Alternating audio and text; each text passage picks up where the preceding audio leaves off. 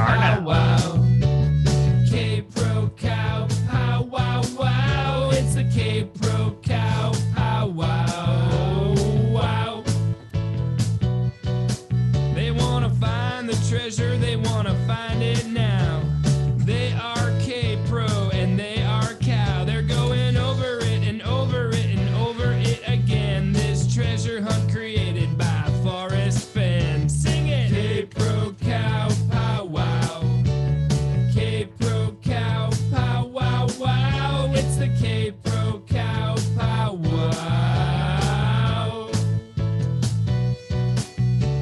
Marion and Indy are what they're like, although their real names are Christy and Mike. Can they pin down the treasure? They just might. Tune in to find out Monday nights. Kpro Cow Pow Wow. Kpro Cow Pow Wow Wow. It's the Kpro Cow Pow Wow.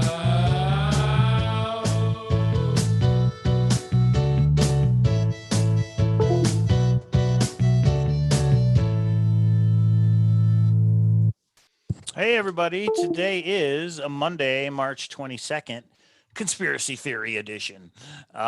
We've got another Kpro patented PowerPoint, and we've got another conspiracy bridge to cross. And this one's interesting because this one is not about Yellowstone National Park. So I think that is interesting. What? It's not. Hey, everybody. Okay, that's Mike's interpretation. Well, yes, that's true. That is up for interpretation. The entire thing is our opinion. I want to make that clear to everybody. I want to tell everybody that Super Chat's on if you have a question that we might answer, but we might not be able to, because all the innocent will be protected. Was it? All identities will be protected, something like that. We're not going to tell you sources, but we will tell you what they've told us. And that is the show tonight. It should be a fun one. Sit back, relax, and join us as we cross the bridge, and we hope it doesn't break under our weight. How you doing, Kpro? I'm good. I have a new way to mute now, so there's not as many issues, so I don't have to do all of this. So I'm doing okay. Things are a little stressful. Why, I must go ask. Are you guys moving out of Nevada? No. I live in 2 different states, but we may be moving. We may not. If anyone knows, the house buying process is a very, very stressful one. So today wasn't a great day, but now I'm here with you and you and you and you. And sometimes I don't like you, but today I do. Everyone, I like you today. So because we're going to talk search, and I'm excited. And I don't know, I get a little nervous. The PowerPoint actually helps me because, one, it's kind of my groove, but also once I put on the PowerPoint, I can't undo. Like, sometimes I don't say stuff that I normally wouldn't. This one's kind of been around a little while, and hey, I'm just going to put it out. And I'm working on kind of a big one. Mike and I are a little bit of maybe not agreeing on a new rabbit hole that I have gone down. But I'm hoping I might even be traveling soon. You never know, only if Mike agrees. Packer Jack says, you guys look thinner. I heard you lost a lot of long box weight. It is true, everybody. Breaking news. The comic books are gone. We have sold the comic books, and it all worked out. We didn't make the millions we could have made, but we made a profit. We did okay. Yeah, it was really cool because actually, Mike, it's been everywhere in the house, as you guys have seen. But Mike and I agreed if somebody came over and offered a certain amount, he actually offered a little touch more, and it was like, goodbye. And there will be, it was such a good experience. It might happen again because Mike puts in the time and enjoys it, and I'd like money. And there it is. Still in the search of that elusive Hulk 181. Okay, everybody, before we start the conspiracy theory, before we all hold hands and step onto the bridge, not the fishing bridge, not the rainbow bridge, the conspiracy theory bridge, I do want to show you something. A searcher reached out, not Jack Reacher, a searcher reached out and said, I painted this picture and I sent it to Forrest. And he sent me a picture of the picture. He sent me a copy of the picture, and I'm going to show you guys. It's really good. This searcher drew a oil painting of Peggy, and he sent it to Forrest. And he said, if the family doesn't want it, I will pay to have it shipped back. So we reached out to the family. They were nice enough to respond, and they said, no, we want to keep it. Thank you to that searcher who created it. So check it out, everybody. This is the picture that the searcher sent to Forrest. Isn't that good? Isn't that a good picture No, of that is Peggy? not good. That is really good. Yeah, that's whoever- awesome. That's So I can awesome. see why the family is going to keep it. Really cool. So Frank, Searcher's first name is Frank. Thank you very much for sharing it with us so that we can share it with the Searcher community. And he did send this to Forrest, and this is back a while ago. And Forrest said when he shared it with Peggy that Peggy smiled. So just like that smile right there. So good job, Frank. I may commission you to do something for us one of these days. Okay.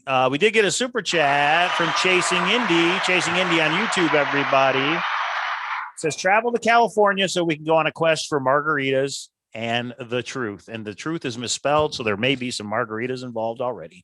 If it was Kpro and Cynthia and Chasing Indy, look out. Okay. All right. We also want to talk about the collection. Do you want to tell people why we took the video down, Kpro? Okay, so we have collection gate. So here is what we thought initially. We thought so that we have this collection, and we're going to get to content in about 3 minutes, guys. We had this collection of a lot of things related to Forrest Fenn, but not necessarily Forrest Fenn. Joseph Henry Sharp, Eric Sloan, rare books, posters, Forrest Fenn galleries, catalogs, you name it. And you from the Totem Cafe, for God's sakes. To me, that's the coolest thing is to see it. It may have been there when Forrest was a kid or something. Yeah. So what we thought is we may be moving, and so we are looking to downsize a few things.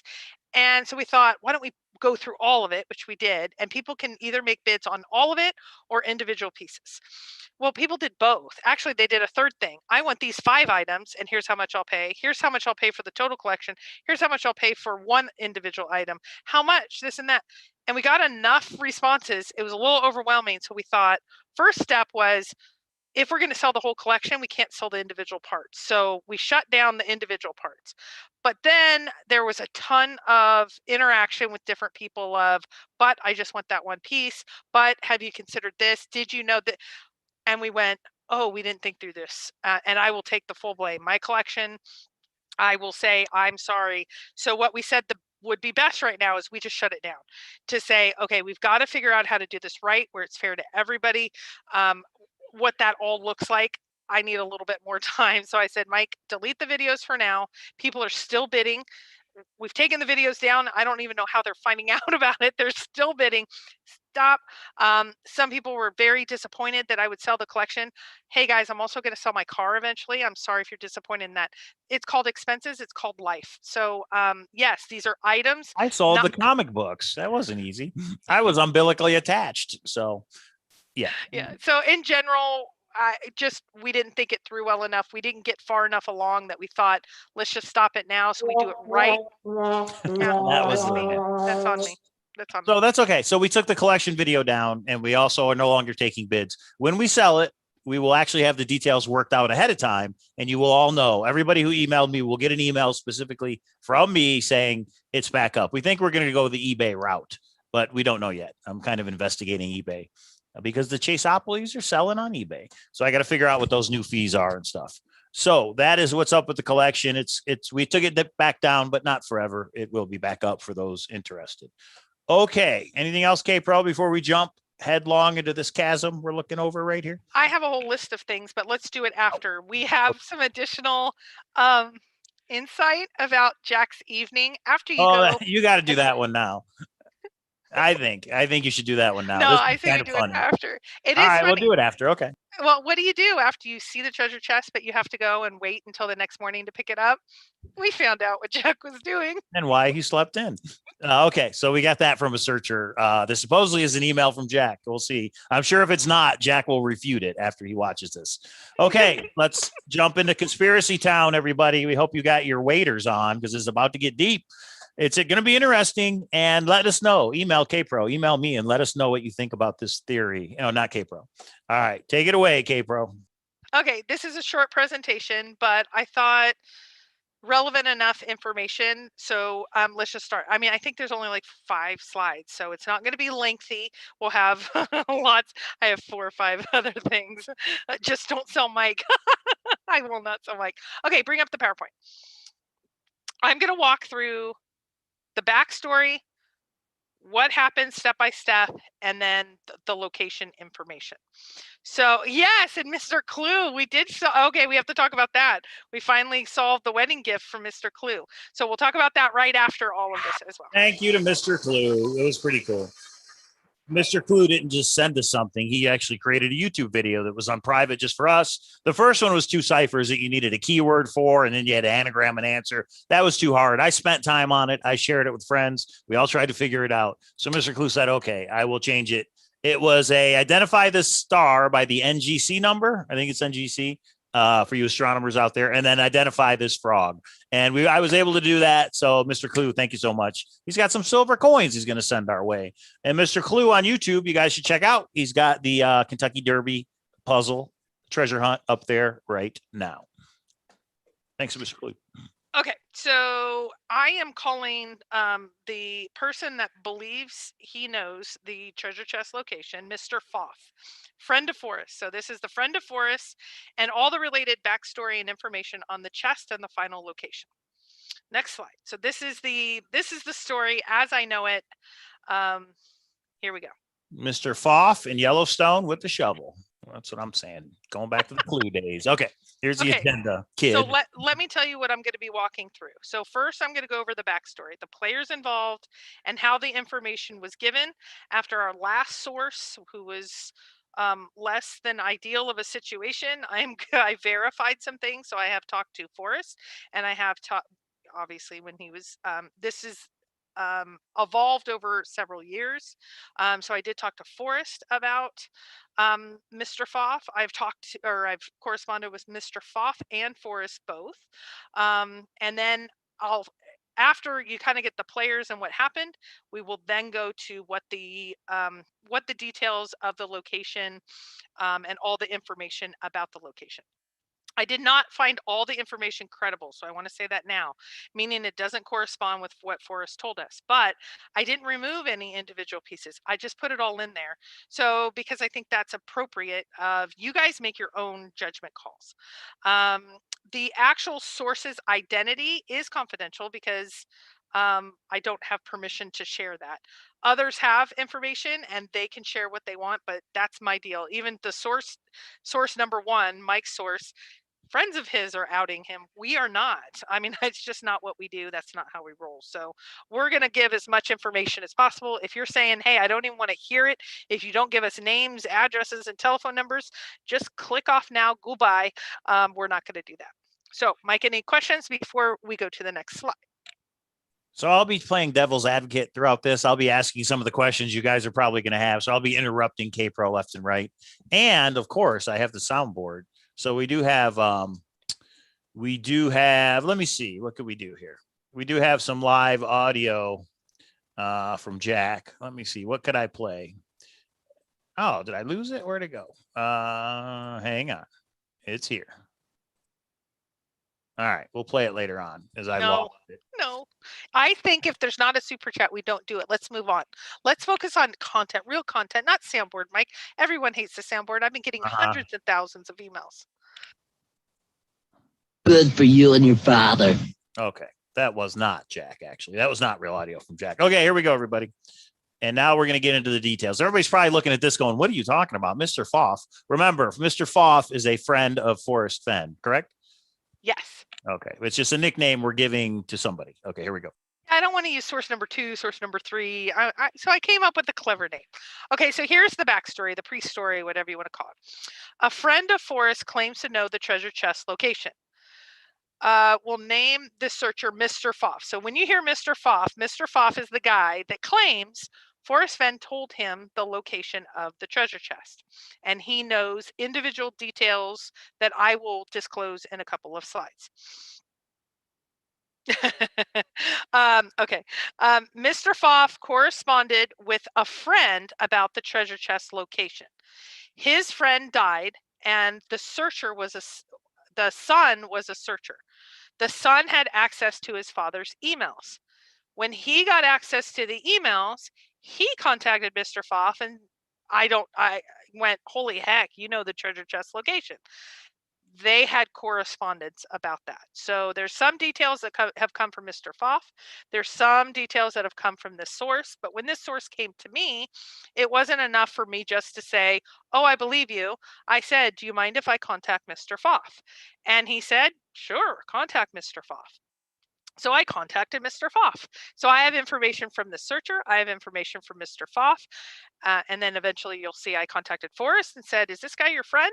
And I got some information from him. I'm going to outline all of that. Go ahead, Mike. Fire away. I got it right so far because there was a lot there with the F's.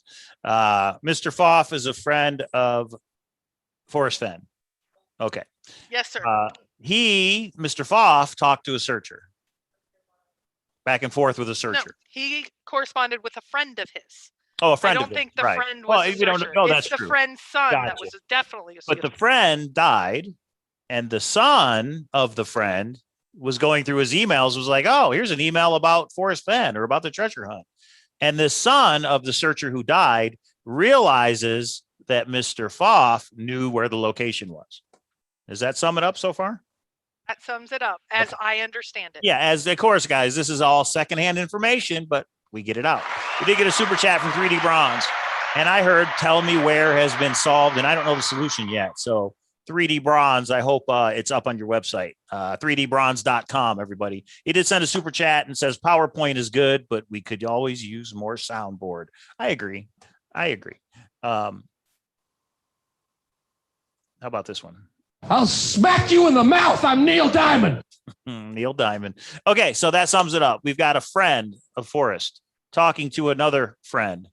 That friend dies, and that guy's son finds an email between the two, and it seems like this friend of Forrest knew the location. Okay, so let's get into details now. Okay, so hold on. I go back. I wasn't done with that slide.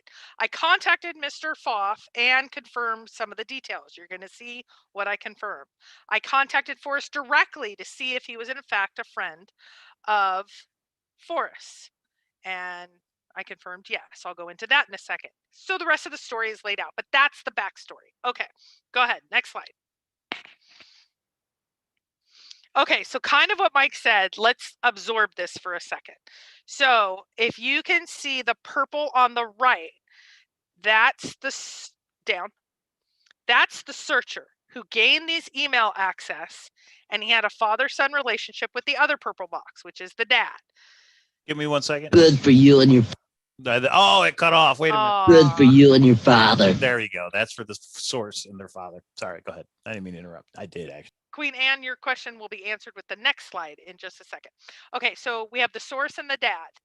The source was given some of the information from Mr. Foff. So now you can see with the blue arrows to Mr. Foff in red, the source's dad had emails, but also the source had correspondence or contact with Mr. Foff.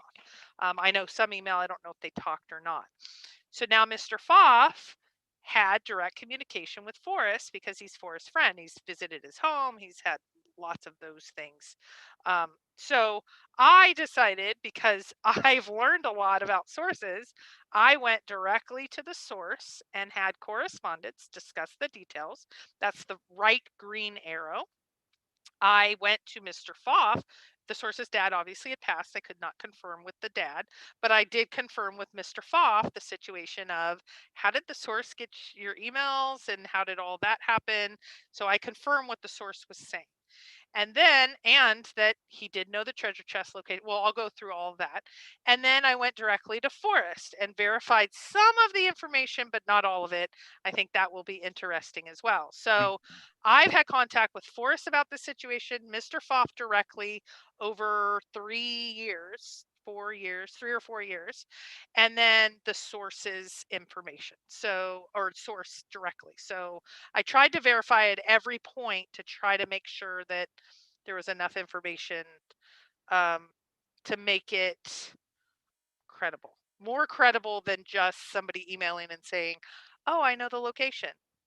So questions, Mike? Yeah, question from the chat. One was, how long ago was this? In other words, how long ago was it that you talked to Forrest about this? I think I initially talked to him about it I know correspondence started in 2018. I have that on the next slide. 2018, 2019, 2020 are the 3 years that I had and 2021, not with Forrest, but with the others. So I've had correspondence since 2018 with one or more of the parties outlined in this presentation. So way before the treasure was found, in other words. Oh yeah. Okay, interesting. Okay, let's get back to it. I'm with you so far. Now let's get to the details, I guess. All right, next.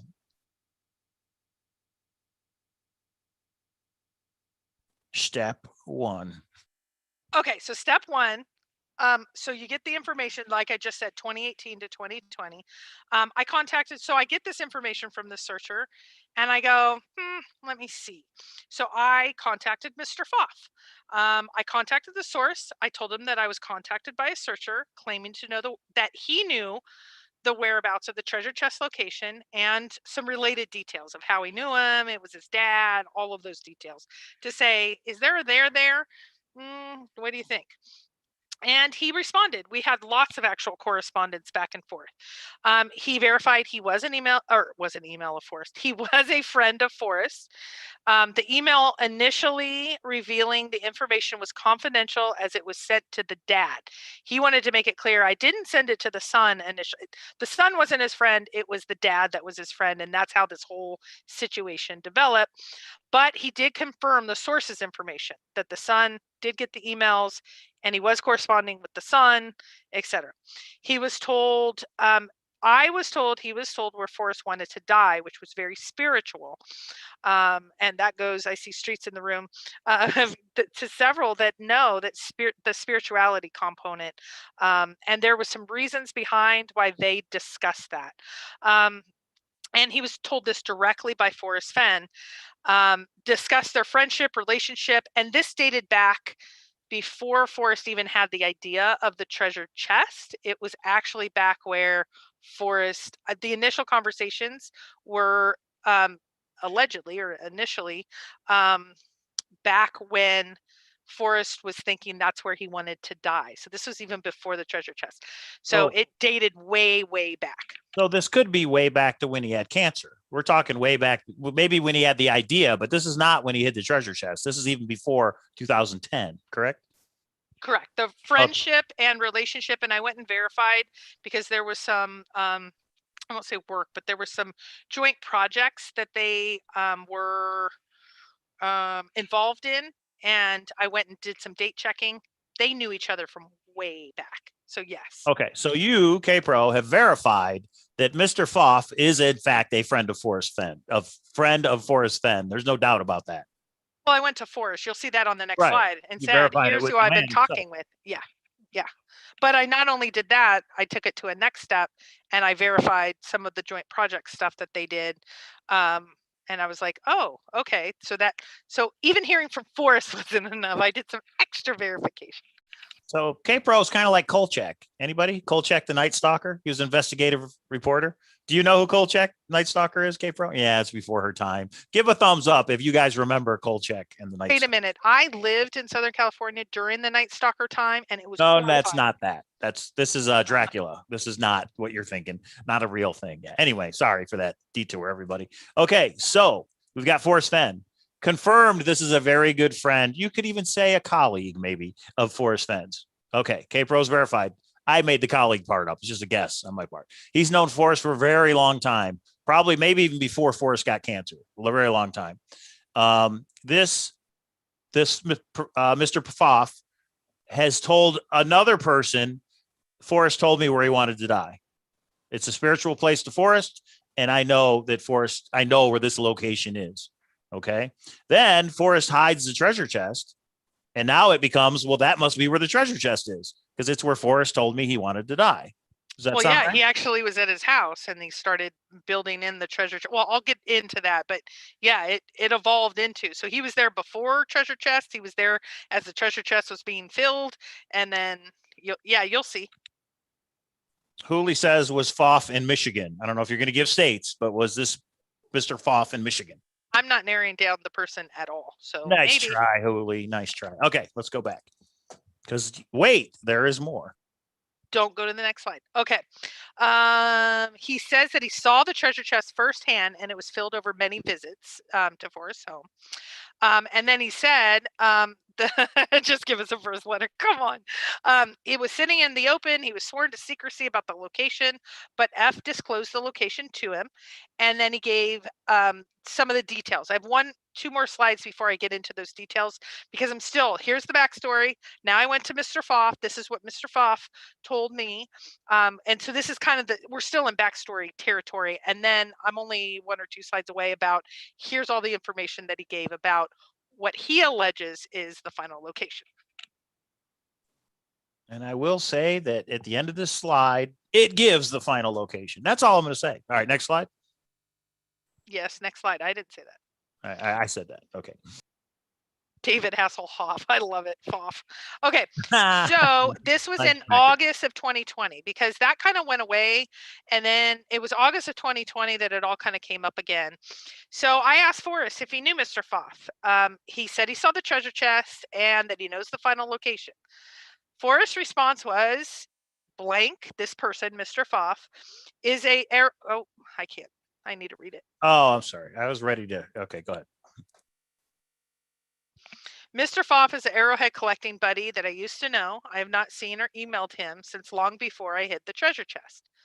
Now, I'm going to pick this apart in a second, but my response to him was, okay, but was he sworn to secrecy? Did you tell him the location, etc.? And Forrest did not respond, but he did, and I took out the different projects. There was different projects they were involved in, and I kind of got verification that that was the case. Now, here's the interesting part. If you go back to Forrest's words, I have not seen or emailed him since long before I hid the treasure chest. Well, at the time I contacted Mr. Foff and said, is this true? He goes, yeah, the last time since he hid the treasure, he sent me TTOTC in the mail with a note. And I'm like, okay, so technically he has not visited him since the treasure chest has been put in its place.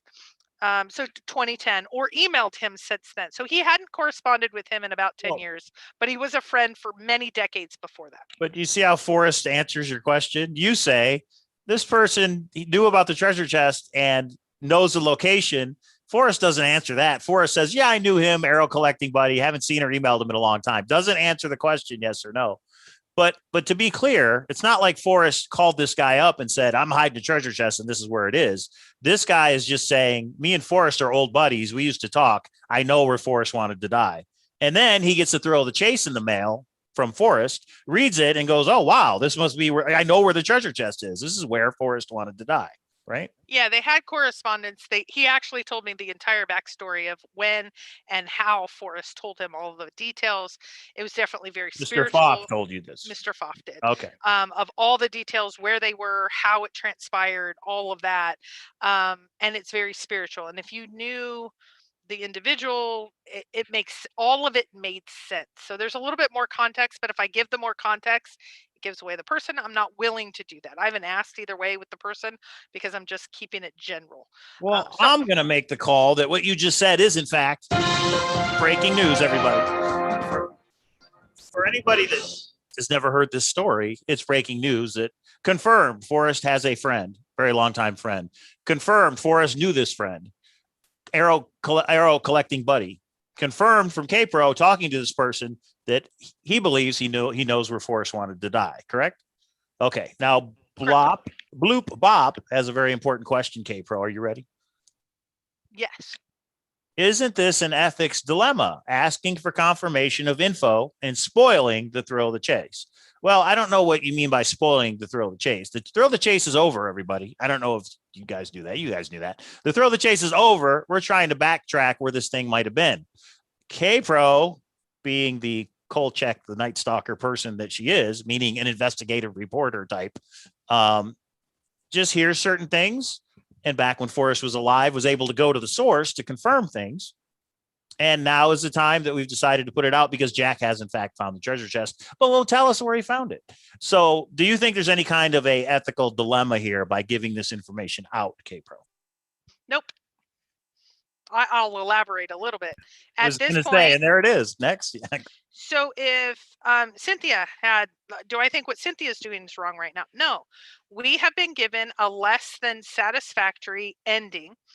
I don't believe the measures of suing, tormenting, threatening Jack is the way to go.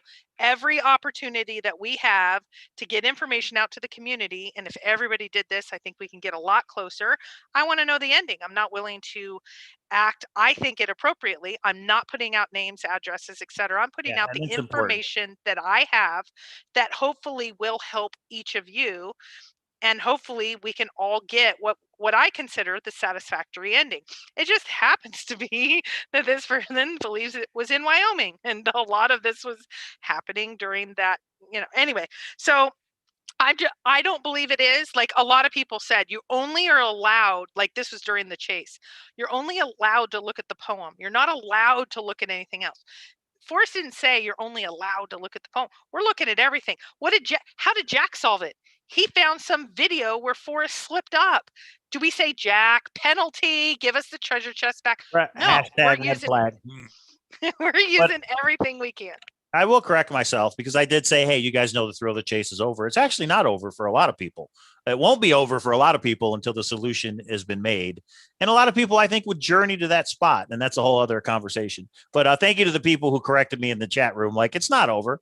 Nothing's over. Was it over when the Germans bombed Pearl Harbor? No, it's not over. Sorry.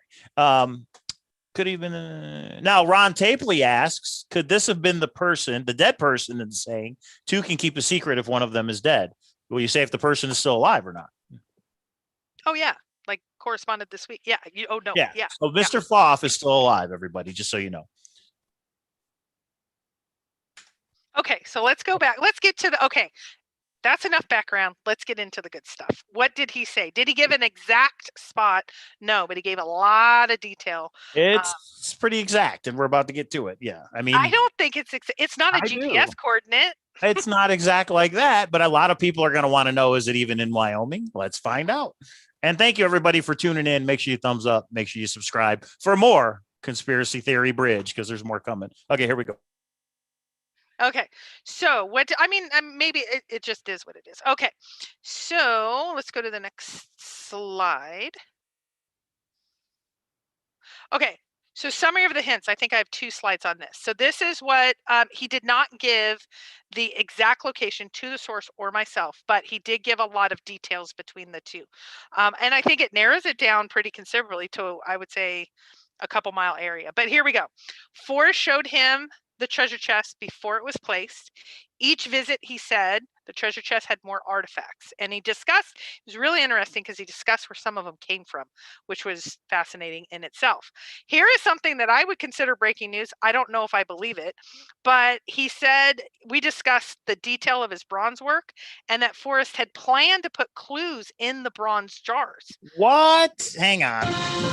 That is breaking news, because I know that that's been a widely held theory that the bronze jars have had clues in them. I know a couple of searchers over the years have reached out to us to think this is how it all works. The bronze jars lead you from jar to the treasure chest.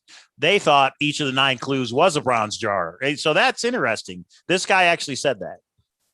He said plan to. He didn't say he did. He planned to. So I don't know.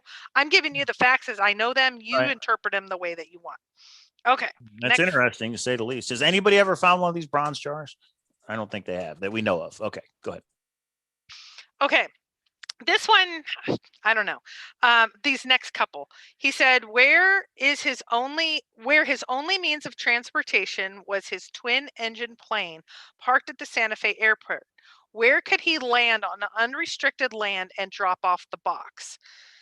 Well, that flies in the face of, because we were going back and forth, just all these individual, like he didn't want to say exactly where, but he's like kind of giving me the breadcrumbs, if you will.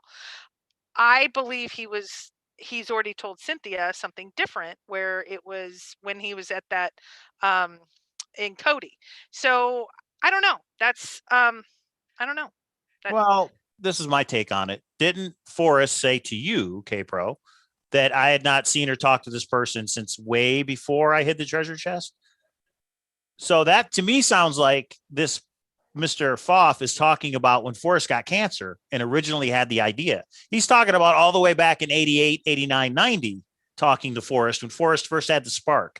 We know Douglas Preston has seen the treasure chest in the vault. And now you're saying Mr. Foff has said he's seen the treasure chest in the vault before it was hidden also.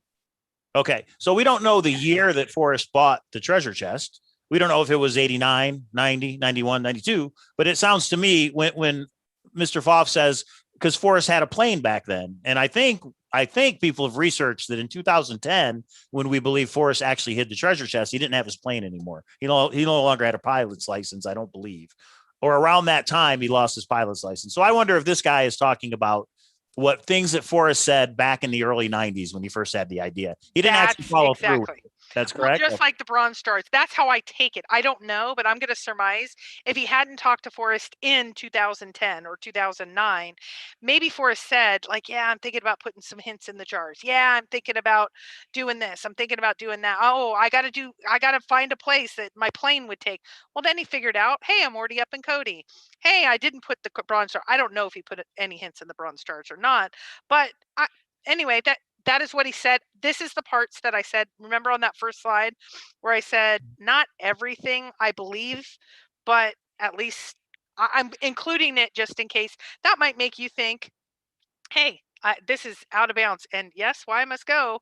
Note something important. Forrest might not have owned a plane, but I know Shiloh did because Forrest showed me a picture of Shiloh actually taking anyway.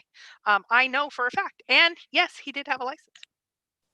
And would the Maverick just go get in the plane by himself and go? The Maverick probably is going to do what he wanted to. I mean, I could see Forrest just like, yeah, I'm just going to go do this and be back in a couple hours. I don't know. He wouldn't go by himself, I don't think. I think Shiloh would have. He told me one time, and this may be breaking news in itself, if Peggy passes, Shiloh and him would go up to Yellowstone for kind of one lap. Shiloh would fly. He would never commercially fly again. And he's like, oh, we could have a little party up there because he wanted to get in the plane once more. I'm like, oh, so Shiloh was still current with his license. I didn't know that. Okay, let's get back to it. But it's huge. Jeff planned to put clues in the bronze jars. That's pretty cool. Okay. Yeah, at least he planned to. He said it was not in a national park. And this is a summary of like going back and forth many times. Hang on, not in a national park means not in Yellowstone National Park, right? Now yes, it does. And I hate to say it, but to me, that gives us more credence that it could be true. Not that it's I know exactly in Yellowstone. This is a different kind of conspiracy theory because it doesn't involve Yellowstone National Park. Okay. Well, it kind of does at the end because that's the border. Yeah. It's on the border of that. You'll see. Okay. It's not in a national park. It wasn't on burial ground or on a reservation. It is not where a man with limited mobility, that's how he put it, would go. And the weight of the box played a heavy part of him being able to get it to its final spot. So that's where I think the 2 trips came in. We didn't elaborate on that part, but he had a lot of detail and it seemed, I don't know. There was a few things that I don't know if I agree with him on, but he seemed credible. I don't know. To me. Okay, so this is where it gets into a little bit more of the, I would say, meat and potatoes. He said, okay, so basically not far from the east entrance of Yellowstone National Park, there is a trail. The trail is not marked. It's 8 miles in length. I will say I verified this recently with the searcher. They think they know pretty much where exactly this is. It is the border of Yellowstone and Pahaska. There's and Buffalo Bill actually has Pahaska Ranch. We'll talk about that in a second. The trail borders both sides of those areas. Once they went off trail, you're either going Yellowstone or Pahaska. He wouldn't say, he would just talk about both. If you remember the quote, people are looking towards Cody and that makes me happy, or something like that Forrest said. Some believe that that's what that meant. Went off trail maybe halfway, so that would be 4 miles rather than 1. I always thought it would be 1, but that's what he said. And there is a small waterfall and rock overhanging at the final location. So Hooley says, sorry, I got confused. Is this info from the son or from the father? So I never corresponded with the father. He had passed. Father passed away. So, right. Right. So all this. This was from the source that either read the emails or directly from Mr. Foff. So Mr. Foff has just come out and said this Pahasca and Yellowstone. It's kind of so, but that means not inside Yellowstone, right? To me, him, that's what he said. But it would be He said close. it was on the border. He believes it's obviously, if it's not in the national park, it would obviously be on the Cody side, which would be Pahasca, which I is never heard of Buffalo Bill. Buffalo Bill, we that. know. Makes sense. That ties in with Cody and Forrest Fenn. So here, I'm going to show everybody what this is nowadays. Pahasca is here.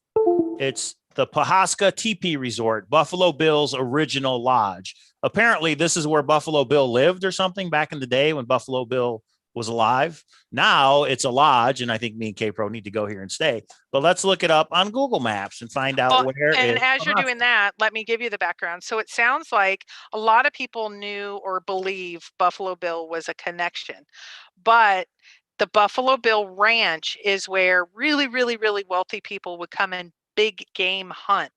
And it has for years. That resort is where Buffalo Bill. So Buffalo Bill basically had a ranch where he butted up against Yellowstone, because where would you want to see big game wildlife?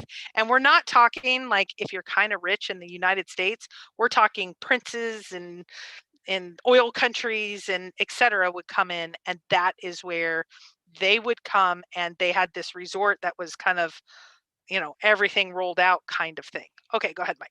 So just to give everybody an idea, this is an hour drive from Cody, west into Yellowstone, but the entrance of Yellowstone is past this. Pahasca TP Resort is not inside Yellowstone National Park. Is that correct?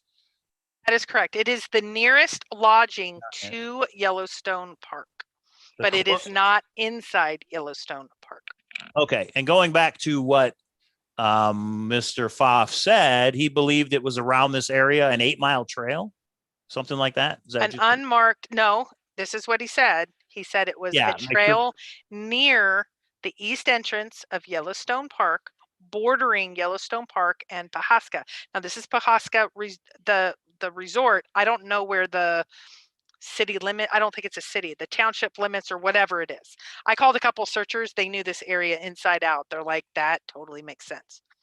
Okay. Middle Creek, in the middle. Everybody, Pahasca Trailhead. This is obviously it. 3-mile campground. All right. It's just an interesting area, and it's interesting to me that it's not inside Yellowstone National Park.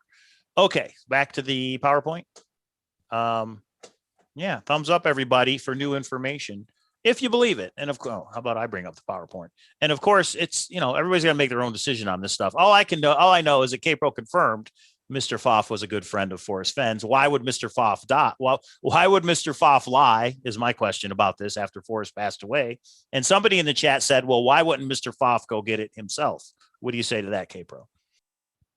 I believe, this is just my opinion, I believe there's a few friends of Forrest that may know where the final location is, and that's not what they needed. I don't think they needed the money of going and picking it up. They had their own things going on. That's just my opinion. If you're close friends with Forrest, you wouldn't reveal it. Right. That's just my opinion. Well, you wouldn't go look for it. It's kind of like Douglas Preston. He's like, I never went and looked except that one time I helped an old lady out. Real close friends of Forrest, are not going to go look for this, that we're real close friends before he hit it, in my opinion. But okay.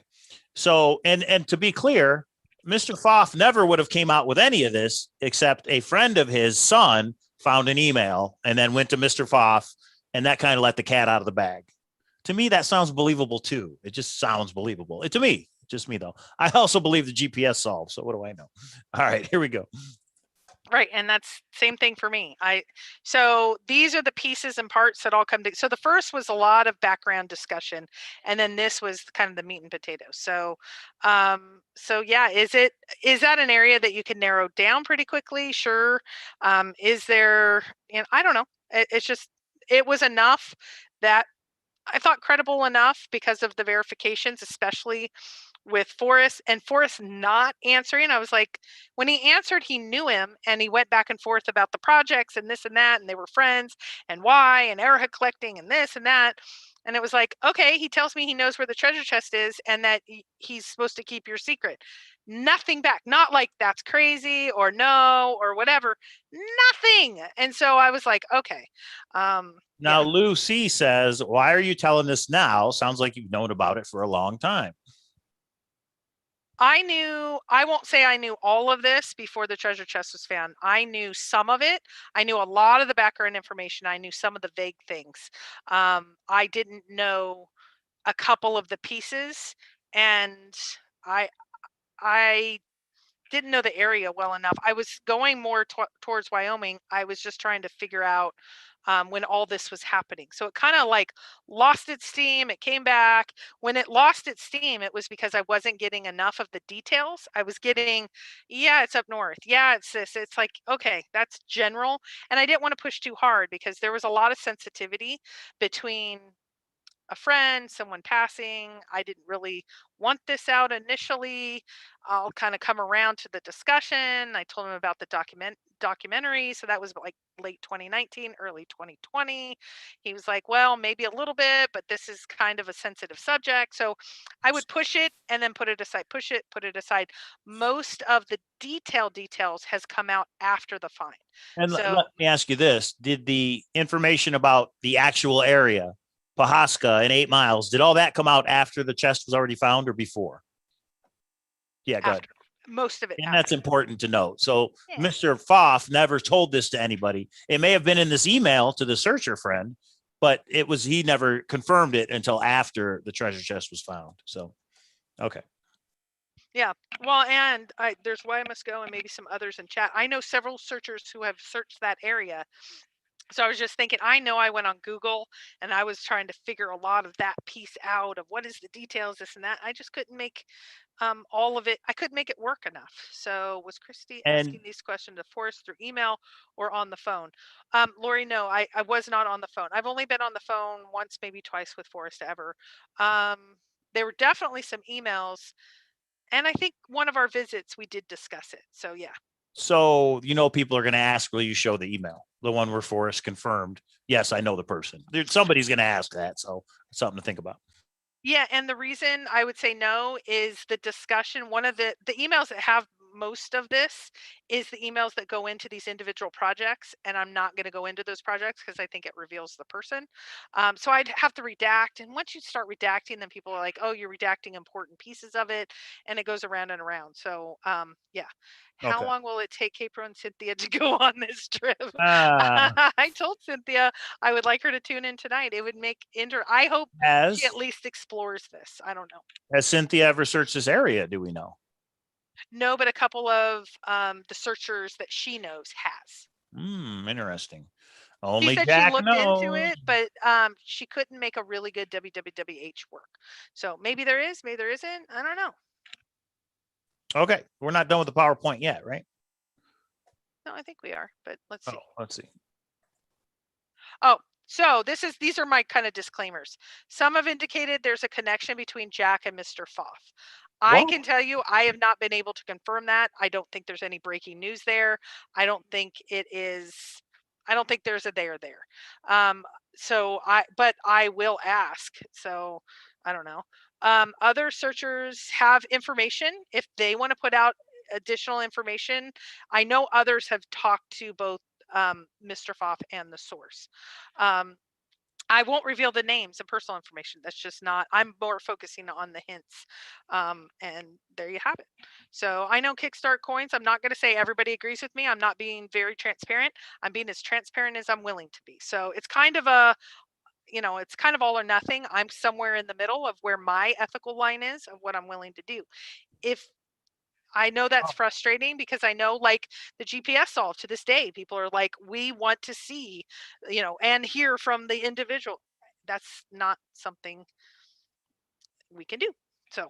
Well, Nomadic Madman brings up a good point. He says, how far is it from Mummy Joe's cave? Because that is, where'd it go? Mummy Joe's cave. Yeah, let's find out because I know Mummy Joe's cave was a very popular search spot.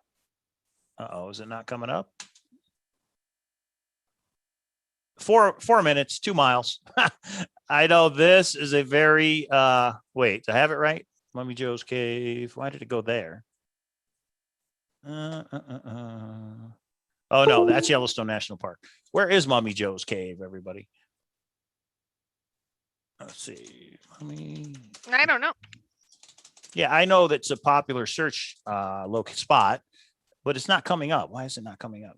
All right, so somebody can look at that and figure that out. It's Several miles. Giant mountain, Sledneck several says. miles. Okay, because we're not saying it's here. It's between here and the entrance to Yellowstone. Right, it's somewhere in between, and there's an 8-mile long unmarked trail, etc. So interesting stuff. And if you go by what Forrest said, if he did it during his trip to Cody, this would be right on that route, and that's what he's told. It's supposedly different searchers. I don't know. And we did get a $20 super chat from Mr. Indiana Jones. Could Cody the buffalo be hinting at a mammoth, like ones that are found in the ice from thousands of years ago? Reminds me of the ending of the movie AI, where humans are brought back to live again with their loved ones. Yeah, that's interesting. Cody the buffalo be hinting to a mammoth. I know other YouTubers are going to make videos on this topic because other people have heard things just like we have.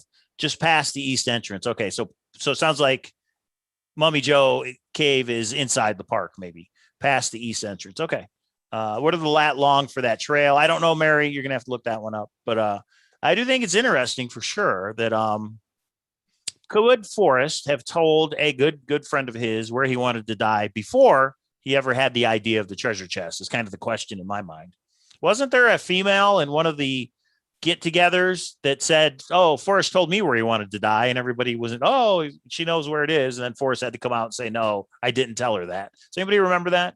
It wasn't a searcher, but it was like a friend of his who came out and said, "Forrest told me one time at a party, where he wanted to die," and I think Forrest. I don't remember it, but there's been so much. I don't know. Yeah, it was a scrapbook, I think, or at least it was on Dale's blog. So, and Chris Hurst says, "I don't think it's in Yellowstone. It's before." So interesting. You got the entrance to Yellowstone. You got Mummy Joe Cave, and then you have this Pashaka, which is Pahaska, I think it's called, which is where Buffalo Bill owned. Well, there can't be many trails that on one side is Yellowstone, on the other side is Pahaska. That's what I took from this information. Almost like it's the border. It's the border. So if you go one way, it's Yellowstone. If you go the other way, it's Pahaska. Borderline biddies. I mean, there's so many hints to borders in the book that people have found. It makes a weird kind of sense. So, okay, let's go over the bridge all the way to that tree right there and say, if Jack found it along this trail, maybe the legal issue is that the park? Is it not the park? There's not barbed wire that goes all the way around Yellowstone National Park. So if it was just right here off the trail, you know what I'm saying, right? Where's the definition of the park? How do you know if you're actually inside? Well, would that be private property if they went not national park side? And I was told there was something spiritual there. It's not a reservation, but there's something spiritual there. I don't know what that means. So, I mean, I don't know. These are the I don't knows. I'm just giving you enough to say it was a rabbit hole that I kind of looked at. I just thought, quite honestly, I thought I had more time to be able to collect a little bit. It was a nice little lead. You kind of go down a rabbit hole and and that's true. If this is the area, where do Warm Waters halt is what people are asking. Now, could it be that where Warm Waters halt is inside the park and the clues lead you out to just past the entrance? Some people have said that before in videos and different ruminations on the solve. And how does Try the Wheel fit in? I don't know. But it is but the biggest thing to me that's also interesting is Forrest considered putting the clues or hints inside the bronze jars. Has he ever confirmed that to you, Kpro, at all? Did you ever just point blank ask him? Nope. No, it never came up. And Sledneck says it's Pasca, PASS dash Pasca. Okay, thank you for that, Sledneck. No, we never discussed it. I mean, I always took it, everything was in the poem. So maybe there was additional hint. I don't know. I no, but to answer your question, no.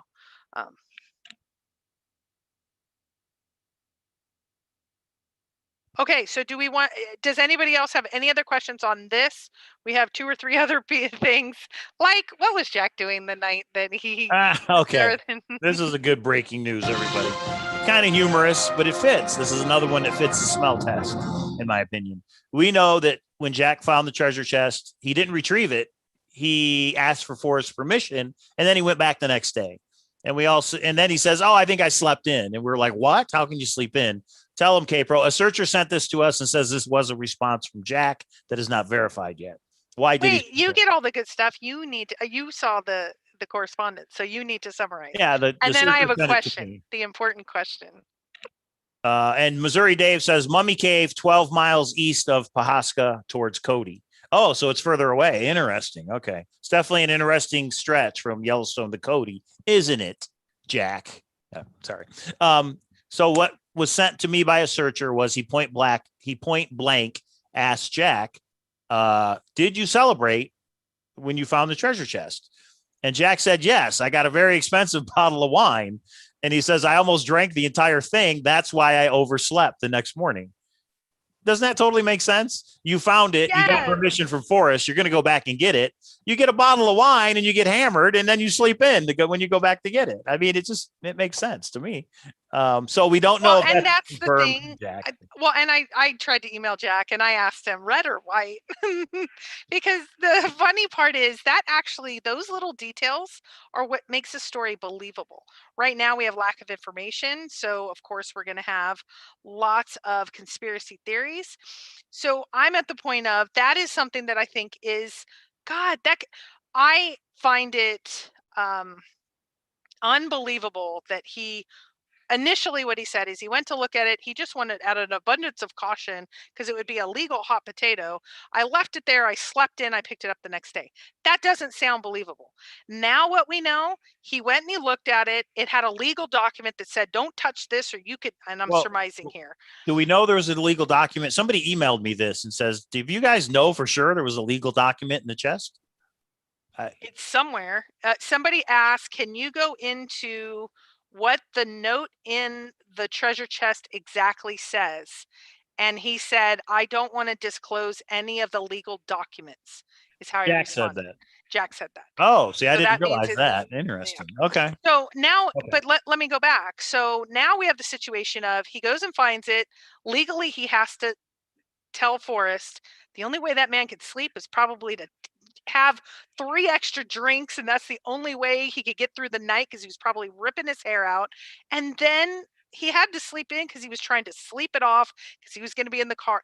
That's so much more believable than the stuff we were given at the beginning. That's all. Okay, interesting. Mummy, Why Must I Go has the Latin long for Mummy Joe's Cave. I don't remember the actual legal part. We have to get Jack's actual answer on that one. Is it on Thor under the Jack's email part? Do you know? I don't remember where. I don't. Okay. Yep. Okay.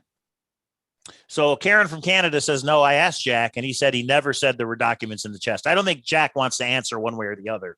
So I don't think it means there isn't. I think it means he won't say whether there is or not.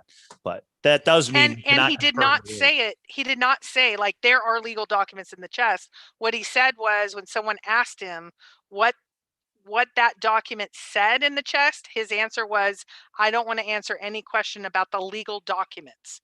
Well, then that means if he's answering that question based on that. So it's a nuance. Unless there was a legal document with Forrest, like in the lawyer's office or something. I don't know. I think there's both. But if I ask you the question of did you what's detailed on that legal document or that note that was left in the treasure chest, and your answer was, I don't want to say any of the legal documents detail. Wouldn't that say there's a legal document in there? No, my answer would be. That's the way I grew up, and that's the way I'm gonna be. And that's it. That's the way I'm going to be. Trey Westmoreland, nice name, says with the lawsuits, any note would be a legal document. That's true. I mean, anything that was written that had any kind of instructions at all could be presented in then that means there's a document in there, right? I don't know. I'm not sold on that one yet. I'm not sold. I can say Jack did not confirm there was not a legal document, but I don't think we can infer that there was one. At least me personally, I don't know. There it is, everybody. What do we know? What do we know? Do we know anything? We know nothing. Forrest had a very good friend way back before Forrest got cancer. This friend emailed a searcher and said, yeah, Forrest told me where he wanted to die. That searcher dies. His son reads emails. Wonder where Forrest Fenn's computer is right now. That son reads emails and then contacts Mr. Foff and says, "Hey, there's emails with my dad. Is this true?" And I don't know if Mr. Foff confirmed anything with that person's son. Can you say that? If you What do know, you mean? Say that. Say did he that again. confirm with the son that yes, I did know where the spot was? Did he confirm anything? He Yes. did. Okay. And so I guess Mr. Foff is assuming that the place that Forrest told him he wanted to die is the same place as the treasure chest, kind of because that's what Forrest said. This is very special to me. And I'm assuming Mr. Foff also knows why the place is very special to Forrest.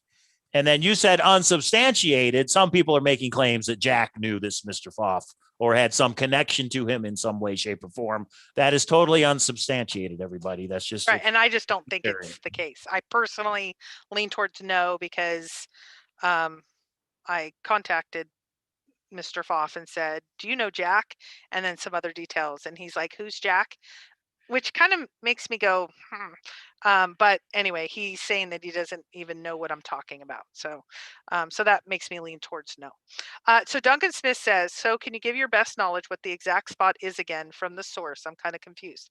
So it is a trail right off the east entrance, not in Yellowstone, that is 8 miles long, an unmarked trail that has a waterfall and a rock overhang about halfway in. And I don't know if Forrest was able to drive half of it and then go off. I don't know. But about halfway in, not on a reservation, not in the national park. So it would be the east side of Pasca. That is the location of the treasure chest. So that Duncan gives you the summary of those last 2 slides, and you guys can go back and just bring that up and freeze it and look at it. So. Well, there it is, everybody. Again, it's our opinion, but I at least think you should give credence to that Kpro is verified with Forrest. This person existed. Kpro's talked to Mr. Foff via email, you know what I mean, and kind of verified some of these things. The question comes down to, do we believe Mr. Foff? Mr. Foff has said these things. Do we believe him? And everybody's got to, give their own weigh it. See, and Eric says Pasca is in the park, but there's parts of Pasca that's not, from what I understand. Mm-hmm. And he's saying it wasn't in a national park. He specifically told me that.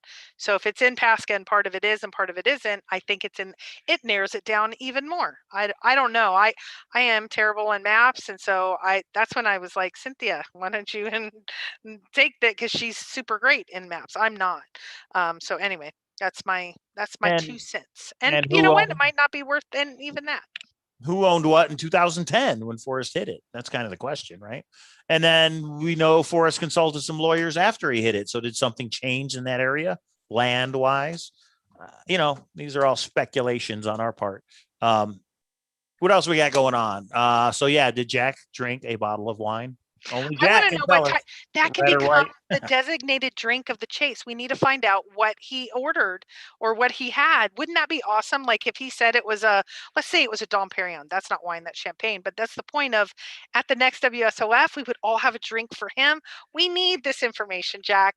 I hope this presentation's not anything about you. So I'm hoping you're smiling and tell us at least red or white. Can you tell us red or white? Anyway. And by the way, you jerks, it's Mr. Foff, not Mr. F off. That's pretty good. Whoever put that in the chat is not Mr. F off. We can have some fun, right? Okay. So the Forrest Fenn collection that we have will be up. We're thinking eBay individually at some point. Give us some time. It's going to be a good couple of weeks or a month or whatever, but that will be up for anybody that's interested in Mabel or BIP or Forrest Fenn's first book ever. The I can't remember what it's called, or the actual original menu from the Totem Cafe, all the gallery, the catalogs from the gallery, all that will be available. Eric Thompson says, I'm still 10K on the GPS solve. That can't be called a coincidence. I kind of agree on that one. You know what? It's like a love solve, though. We got to let it go if Jack says no, but it'll always be in the back of our head. But let me give you a couple of updates. The photo analysis project, it is with the analysts. 2 weeks from now, we should have the report. I am one of the 5 that will get the report. There's 5 different searchers, so we all get the same information. I have been given the okay on being able just to share it, and we'll go over it and we'll talk about it and all of that. Lisa says, you don't think it's a bottle of Mark West wine? The Mark West. That's funny. Oh, Oh, there it is, goodness. everybody. Here's a couple more things, and then I want to end with a new panel idea that includes you guys. So 3D bronze, you talked about that, the masterclass, Mr. Clue. We wanted to talk about all those things. Mike, that's on you, and then I'll wrap up with the new panel because there's something that really came in interesting from a searcher. Go ahead. Okay, Bobby, you know him, you love him. He was at the World Series of Fenn. We met him. He exists. Bobby has got a master class on treasure hunts and how to solve codes and puzzles. And the rumor I heard is that the person who solved 3D bronzes Tell Me Where was in Bobby's master class, and it helped. So if that's not a good glowing recommendation, I don't know what is. I heard the same thing. So Yeah. if Mike heard it and I heard it, 2 different sources, it must be true. So Bobby does these over the weekend. There is a cost associated with it. Bobby takes the payment, which I believe is $10, through the Cash App, but not PayPal, only the Cash App. There's the Cash App. But you know what? Before you actually send anything, talk to Bobby first. I'm going to put his email address in the chat. Bobby, if you get a bunch of spam, do not blame me because it ain't my fault. But here you go. Email Bobby if you're interested in his masterclass on how to solve treasure hunts. Pretty cool stuff. Mr. Clue, thank you again for the wedding gift. Once we get them, of course, we will show them on a future show. I am going to link to Mr. Clue's current Kentucky Derby treasure hunt right now. 3D bronze, I think Tell Me Where was a absolutely hit. I still want to see the solution before I pass judgment, but I think you should do another one. I think that was pretty awesome. It was well received, and I encourage you to do another one. It was pretty cool. So here is Mr. Clue's treasure hunt. 3dbronze.com, everybody, is the website for Mr. 3D Bronze. Who doesn't want a little replica of the treasure chest as a keepsake? I know I have several, and thank you to 3D Bronze for sending them. And was there anything else? Awesome job, Frank. I'm going to show your painting of Yes, Peggy I have a one couple more things. time. Okay. I love this one. Packer Jack isn't that says, cool? Yeah. no, I'm talking about the chat. Oh, That is cool too. But Jack drank a 2019 DeLacy White. oh, I see what you did there, Jack. I see what you did there. That's pretty cool. Okay, next. And okay, so here is where we're going to ask you and you and you to be involved. I had a searcher reach out. Shout out to you, Scott, and said, what if each of us brought that one thing that we just know for sure, that aha moment, something that nobody else knows, just one thing. And if we brought, maybe mine would have been dip your toe in it if that wasn't already out, or whatever it is, and just brought 2 or 3 minutes on a panel. Maybe we bring people in waves of 5 people. You just had 2 or 3 minutes, just one thing, your one aha moment. You share it. That's it. We ask questions for 5 minutes after that, and we move on to the next one. And we have panels of 5 people come forward. Only one. You can't go on with your solve. You can't go on with 100 things. Everybody has 100 things they could, but that one, I call it the Dave Bradshaw one summary. That's awesome because that's what Dave did. He summarized his entire solve in like 3 minutes, which was awesome. But just that one thing that said, this was my aha. This was the important one for me. We try that for, let's say, the first 5 people. We do that. Each of them would be 5 minutes. That would be basically a half a show. We all kind of throw out ideas, and then the second half, we ask questions about the 5 things that came up. If you like this idea, email me at kpro3@aol.com. Mike, what do you think of this idea? I like it. It'll definitely spark discussion, especially if it's something that has never been discussed before on the YouTubes. Because I could say try the wheel, but we've talked about try the wheel. You know, somebody could say dip. You could say dip your toe, but we've talked about that stuff. I'm sure there are some new people recently in the last couple of months who may not know the backstory of that stuff. But if people had some new original ideas, that could be interesting for sure. And maybe, I know a lot of people don't want to share it. You wouldn't have to put your face out there. If we could get 5 people to do it, let's just try it. So if you have your one idea, or maybe you want to email me your one idea and then take questions in the chat. I don't know. I'm just thinking there's 5 of us that maybe wants to put out that one thing. Maybe it doesn't give up WWWH, but maybe it sends you to a location, or maybe it's from an interview, maybe it's from. So many of us sit in these chats and say we know the one thing, or you just haven't had an opportunity to share. Why not try it? And so, Scott, I give you huge credit because you came to me and said, why don't we just try this? Cool idea. But not, you get to share 100 things. You get to share one thing. We focus on that. And then the follow-up questions based on whatever that is. It may be a nothing burger to everybody. It might spark somebody to think about that. I don't know. So there you have it. Bob says, Kpro, what's your plans for content after this? Well, we're still going to do the panels. Kpro was just talking about a possible future panel. But as we get little conspiracy theories, the bridge is always here. But we like to confirm it. We don't just I don't believe we just wildly throw things out. When there's some confirmation that's done, then the numbers in the poem speak for themselves. Try the wheel is in the poem, and not even try the wheel. Try the wheel, WY NT. Miami, it's been so long. Wyoming, Montana is in the poem. Those are things you can see for yourself. Some of these other things, once we confirm a couple of things, then we go live with it. People have come at us with some pretty crazy ideas. We don't go live with all of them. But Monday nights is still going to be Forrest Fenn Treasure Found, more Forrest Fenn panels, more searchers coming on, telling their stories, giving their opinions, and giving their solutions. And then I'll remind everybody that Thursday is still the Treasure Hunting Amusement Park. And this Thursday, we're going to have on a searcher who wrote his solution to the thrill of the chase in a book.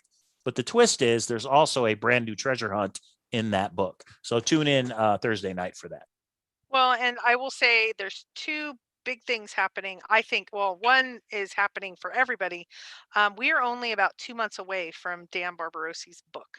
I think that is going to be mind blowing for all of us. We're going to be going through it for a while. He has been very clear. There's nothing that he said there's a ton more detail from Jack, but there's not anything he doesn't give the solution. Detail's good. Yeah. Right. And for searchers, for the 314 of you in here, that is going to be really informational to us. And the reason for that is we know every quote from Forrest for the last 10 years. We're going to be able to pick it apart. We're going to be able to. So when he puts all of that information out in that book, I think we're going to have a great time going over it. So Dan Barbarosi's book is going to be big. I have been working on something for a little bit. I will say Mike and I are not in complete agreement on that project, and it's related to the chase and the final spot. So I need a little bit more time to work on it. I need some time to make it his idea because he's the head, I'm the neck. And so that's another one that if that comes out, or if I get a little bit more, it's kind of like I almost have confirmation of a few things, but I don't have it yet. And I feel like I need to have it because like you guys have told me more than anybody, you are just not the average searcher that you put anything out. I see myself as an average searcher, but if I put something out, it really does need to have a little bit of backing to it. And so I want to get a little bit of that verification beforehand because I want the ending. And I think it's coming out. Now that more and more people are coming out that they know the location, a lot of that information. Somebody asked me or asked in the chat earlier, I think it was because I can, what happened with your Santa Fe package? I'll give that update. So the UPS store, it got to the UPS store. It got to the UPS store and they either lost it or it didn't make it to me. They said they sent everything that they had, but they had a lot of turnover. I have a tracking number. The tracking numbers, when you go USPS, expire. UPS and FedEx don't. I haven't given up though, because I've said if I have to come into your shop and look in every single box, because they're like, well, it may be in the back, it may be this, it may be that, it may be sent to the wrong person, and we'll wait to see if it comes back. I am still hot on the prowl for it because I know it came from Santa Fe. That's what I'm like. That's the only thing I know is it came from Santa Fe, and I really want my frog. I mean, I really want to see what it is. I want my frog. Anyway, so that's, I don't know, but I'm still on it. I've talked to the UPS store each week. And they are trying to check with USPS because I was like, what if this was a gun with a murder? wouldn't you be able to track something? And they're like, well, is it valuable? I'm like, I don't know what it is. So yes, it's valuable. And they laugh. They're like, I said, what if it was $1 million diamond ring? It could be a part of a crime, or it could be $1 million. And they are very, very apologetic. They know they've messed up. But I said, this one's not a little bit important. This one's super important. I haven't gotten to the part of reaching out to people in Santa Fe. I know, like, did you send me something? Because they're watching. If they are, I don't know. I still feel so there's the detail. There's all I got on that. If anyone out there wants to send us something in the mail, the address is in the description down below. You could say it's from Santa Fe, even though it's not. If you want to send us anything, that address is there, and we'll open it up here on a live show. Thank you to Mr. Clue for those coins that he's going to send. And yeah, we go live Mondays and Thursdays. That's Kpro. I'm Cowlazars. That's the Conspiracy Theory Bridge. Something tells me that's going to come back in the future. Thank you, everybody, for tuning in tonight. Make sure you thumbs up the video. And if you like what we're doing, if you want to see more, make sure you hit the subscribe button and ring that bell so you're notified. We may go live over the weekend. You never know. Okay, let me give a very short summary. So Christy, this is for you. Christy just came into the room. I did a 5-point PowerPoint presentation. A searcher got some information when his dad passed away in his email that had a friend. His friend was friends with Forrest. This friend, Mr. Foff, friend of Forrest Fenn, said that he knew the treasure chest location. I confirmed with Forrest before he passed. This was a friend of his. Forrest would not confirm. He would not answer either way whether he was actually given the final treasure chest location. He gave details of where he thought it was, which happens to be in Wyoming. I gave those details: 8-mile trail next to the east entrance, etc. If you fast forward back through this, you can see those 4 or 5 PowerPoint presentation. It's patented, it's trademarked, it's famous, it's infamous. There you have it. So that is that's the 30-second summary on what we went over in the last hour and 15 minutes. Thank you all for being here. This has been interesting. We'll keep making the videos. And a shout out to Nomadic Madman. I just put his YouTube channel in the chat. You guys go check it out. He makes some cool videos. I've been watching them recently. So, okay, everybody, that's it. We will see you Thursday night. Thanks for tuning in, and have a good night.